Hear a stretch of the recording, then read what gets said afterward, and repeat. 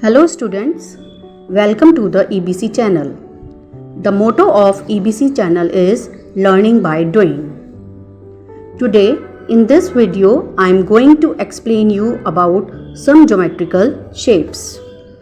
Different geometrical shapes are square, rectangle, triangle, circle, semicircle, etc. We will learn about these shapes practically by making a project file. इस project file को बनाने के लिए आपको कुछ सामान की ज़रूरत होगी, जैसे कि coloured papers, scissors, pens, sketch pens, pencil, glue stick, scale and compass. देखिए, सबसे पहले हम स्क्वायर के बारे में आपको बताएंगे। Square is a closed figure.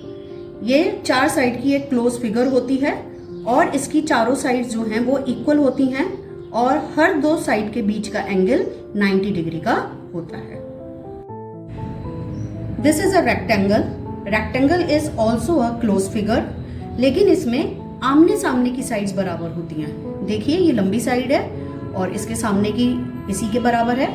ये थोड़ी छोटी है, ये इसके सामने के बराबर है, लेकिन इनमें भी जो दो साइड्स हैं उनके बीच का एंगल 90 डिग्री का होता है। Now the next figure is a triangle. Triangle is also a closed figure. ये भी एक बंद फिगर होती है और ये 3 साइड से बनती है। ये 3 साइड्स इक्वल भी हो सकती हैं या अलग अलग साइज की भी हो सकती हैं।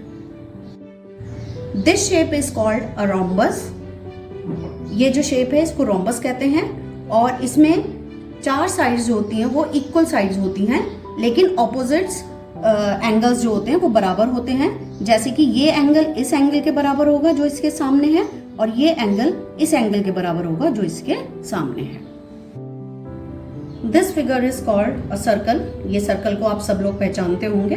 अ circle is a round shape figure that has no corner और एजेस। इसके कोई कॉर्नर या एजेस नहीं होते और इसको आप कंपास का यूज करके बना सकते हैं। This shape is semi circle. Semi circle का मतलब होता है हाफ सर्कल। तो एक सर्कल को ड्रॉ करके हम उसके 2 इक्वल पार्ट्स में उसको डिवाइड करके सेमी सर्कल बना सकते हैं। ये जो शेप है ये ओवल शेप है। ये भी आपको राउंड शेप दिख रही है, लेकिन सर्कल से थोड़ी सी अलग होती है क्योंकि एक डायरेक्शन में इसकी चौड़ाई थोड़ी ज्यादा होती है। जैसे आपने एग की शेप देखी होगी, तो ये एग की शेप भी इसको हम कह सकते हैं। तो देखिए, ये सारी शेप्स हमने ड्रॉ कर ली हैं और अब इन शेप्स की हम कटिंग करेंगे। तो देखिए बच्चों, ये शेप्स की कटिंग करने के बाद हमको इस तरह से इनकी शेप्स की कटिंग मिल जाएगी। In this project file, on the very first page you have to write your introduction. Introduction में आप लिखेंगे name, class, section, topic and submitted to. अब नेक्स्ट पेज से हम अलग अलग शेप्स को स्टिक करेंगे। तो सबसे पहले यहाँ पर मैंने ट्राइंगल स्टिक किया है, तो उसके लिए मैंने यहाँ पर हेडिंग डाली है ट्राइंगल की, और ट्राइंगल शेप जो हमने कटिंग करी थी उसको हमने यहाँ पर स्टिक किया है। इसके बाद ट्राइंगल के बारे में हम कुछ पॉइंट्स लिखेंगे। जैसे मैंने लिखा है, a closed figure having 3 sides is called a triangle. The sum of all the 3 interior angles of a triangle is always 180 degree.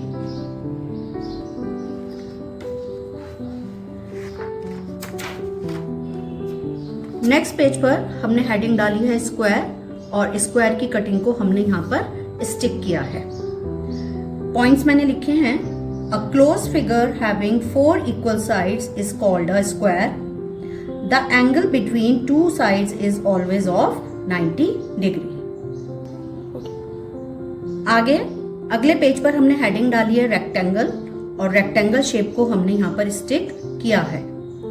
इसके पॉइंट्स हैं, अ closed figure having 4 sides in which opposite sides are equal is called a rectangle. The angle between 2 sides is always of 90 degree. The next figure is rhombus. तो यहाँ पर हमने rhombus की cutting करके इसको stick किया है। A close equal 4-sided figure having equal opposite angles is called a rhombus. इसके बाद जो शेप है वो है सर्कल। सर्कल की कटिंग करके हमने इसको पेस्ट किया है यहाँ पर। इसका पॉइंट है a circle is a round shaped figure that has no corner और edges. The distance from center of a circle to any point on the circumference is called the radius of the circle. ये circle का centre point है और circumference इसके किनारे को कहते हैं। तो यहाँ से हम जो एक लाइन खींचेंगे सर्कमफ्रेंस तक उसको हम बोलते हैं रेडियस। इसके बाद शेप है semi circle.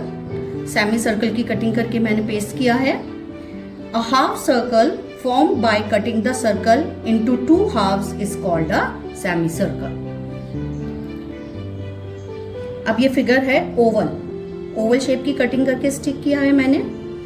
An oval shape is a round shape which is similar to a circle but is wider in one direction than the other, like the shape of an egg.